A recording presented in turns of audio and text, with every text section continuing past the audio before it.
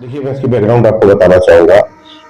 माह अप्रैल वर्ष 2024 में एक अभियोग पंजीकृत हुआ थाना मुक्तेश्वर में, जिसमें एक विशाल सिंघल नामक व्यक्ति ने ये कथन किया कि उनके पिताजी मुकेश सिंघल का एक रोड एक्सीडेंट हुआ था, जिसमें वो गंभीर रूप से घायल हो गए और बाद में उनको मेरठ ले जा करके उनका इलाज कराया गया, परंतु उनकी मृत्यु हो गई।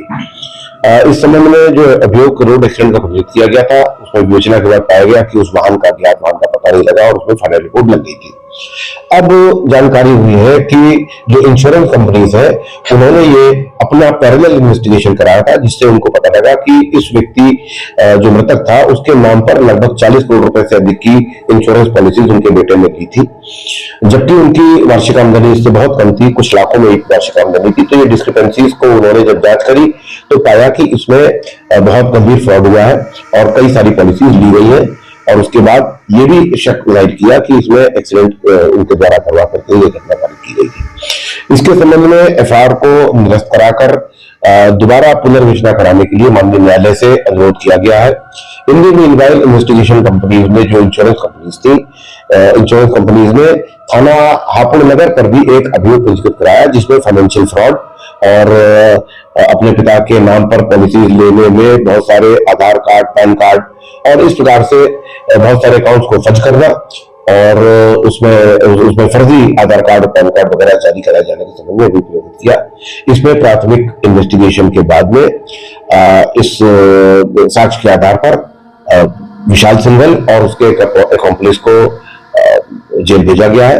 विवेचना चल रही है और जैसे ही हमको थाना मुक्तेश्वर वाली घटना के संबंध में विवेचना की अनुमति मिलेगी, उसमें विवेचना करके इस तक पहुंचा जाएगा। सर, जो इंश्योरेंस कंपनी है उनका ये कहना है कि पर उनकी मां प्रभा देवी का एक एक्सीडेंट मौजूद थी, जिसमें उसने 80 लाख रुपए और पत्नी के नाम पर 30 लाख रुपए का इंश्योरेंस है इस पर। हाँ, ये इस तरह की बातें आई हैं, लेकिन मैंने जैसा कि आपसे कहा कि हमको इसके संबंध में जो कि फाइनल रिपोर्ट लगी हुई है उसको माननीय न्यायालय से अनुरोध करके उनको सारी विवरण बता करके उसका हमको री इन्वेस्टिगेशन की अनुमति लेनी पड़ेगी। उसके बाद ही इसके बारे में साक्ष्य आधार पर कहा जा सकता है। सर, इसमें पति पत्नी जो माता पिता इसके और उसके साथ पत्नी 3 लोगों की मामला सामने आया है। क्या एक्सीडेंट में इसका कोई हाथ लग रहा है आपको या ये जानबूझकर सुनियोजित तरीके से मारा गया? देखिए, इसके बारे में अभी कहना बहुत जल्दबाजी होगी, क्योंकि माननीय न्यायालय में एफआईआर लग चुकी है और उनके संज्ञान में है। तो इसमें जो हमको फर्दर इन्वेस्टिगेशन की अनुमति मिलेगी तभी हम इसके बारे में साक्ष्य संकलित करेंगे। जहां तक प्रैक्टिकल बात का सवाल है, इस प्रकार की बातें हमसे जो इंश्योरेंस कंपनीज थी उन्होंने इस बात बारे में कहा है, पिता और माता के बारे में कहा है, और जो उनकी पत्नी थी उनकी मृत्यु किसी और प्रकार से होना अभी तक जानकारी में आया उनकी बातों के आधार पर। लेकिन जैसा कि मैंने कहा कि ये इन्वेस्टिगेशन जब शुरू होगा तभी इसके बारे में कुछ और गहराई से कहना संभव है।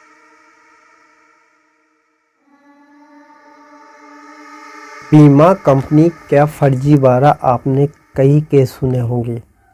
कुछ केस तो ऐसे हैं कि बीमा पाने के लिए लोग क्या से क्या गुजर जाते हैं। पैसे के लालच इंसान को अंधा बना देता है, ऐसा अंधा बनाता है कि वो अपने परिवार को मारता है, हत्या करता है, फिर उसके बाद दुर्घटना दिखाकर बीमा क्लेम का रकम ले लेता है। नमस्कार, केशव चौधरी का प्यार भरा नमस्कार।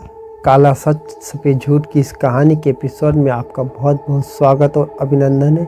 आज हम बीमा फर्जीवाड़ा का एक ऐसा कहानी आपको सुनाएंगे जिसे सुनकर आपके कलेजा मुंह में आ जाएगा।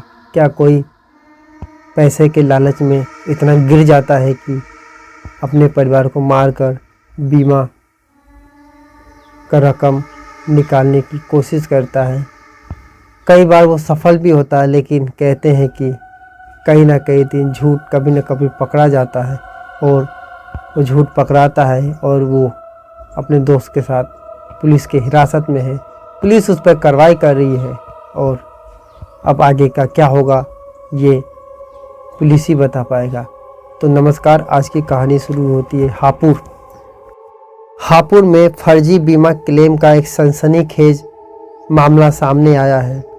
39 करोड़ के बीमा क्लेम के लिए बेटे ने रची हत्या की साजिश। बीमा कंपनी की शिकायत पर पुलिस ने मेरठ के युवक और उसके दोस्त को गिरफ्तार किया है। पहले परिवार के लोगों का बीमा कराता था, फिर हत्या को दुर्घटना बताकर बीमा का पैसा ले लेता था।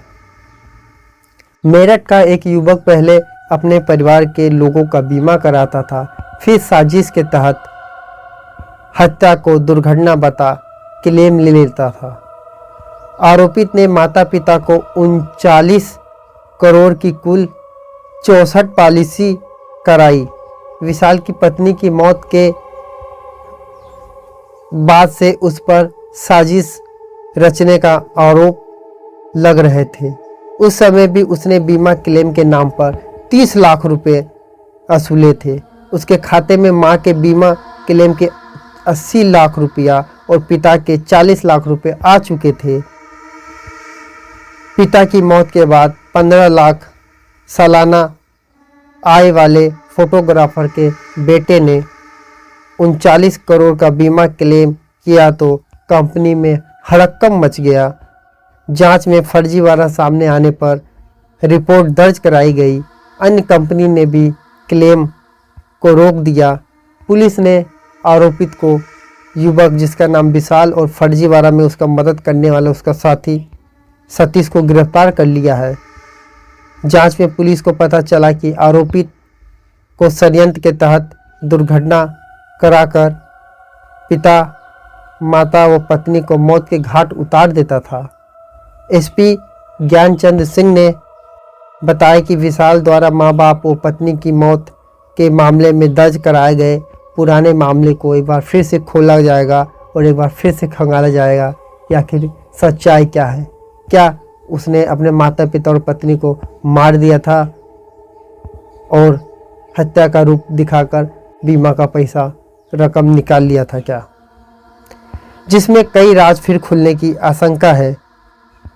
नीवा बुपा हेल्थ इंश्योरेंस कंपनी के प्रतिनिधि संजय कुमार ने बीमा धारक फोटोग्राफर मुकेश सिंघल के बेटे विशाल के खिलाफ रिपोर्ट दर्ज कराई है।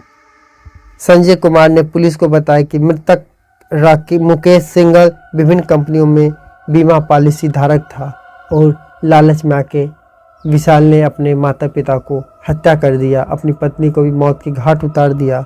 उसके बाद दुर्घटना बताकर बीमा का रकम निकालने की कोशिश किया। कुछ रकम उसने निकाल भी लिए। उसके बाद आगे का रकम निकालने लग गए तो कंपनी को शक हुआ। बीमा कंपनी ने रिपोर्ट दर्ज कराई। उसके बाद पुलिस ने उन दोनों को गिरफ्तार किया। अब आगे क्या कार्रवाई होती है, क्या सच निकल पाएगा, क्या पैसे की लालच इस तरीके से इंसान को अंधा बना देता है कि बीमा की रकम पाने के लिए वो मारता है, हत्या कर देता है। उसके बाद बीमा रकम पाने के लिए मृतक को दुर्घटना में बताकर बीमा का क्लेम ले लेता है। ये एक शर्मसार घटना हुई है हापुड़ में, जो कि मेरठ का रहने वाला एक युवक है। बीमा का रकम पाने के लिए एक ऐसा साजिश रचा कि आप सुनकर भी होश उड़ जाएंगे। तो नमस्कार, कहानी में फ़िलहाल इतना ही। ये एक सनसनीखेज कहानी था जिसे बताना उचित लगा कि आप भी सतर्क हो जाए, सावधान रहें। तो फिर मिलते हैं किसी नई कहानी के साथ। जब तक के लिए अनुमति दीजिए। नमस्कार। अपनों और अपनों का ख्याल रखें। कहानी आपको अच्छी लगी तो लाइक्स करें।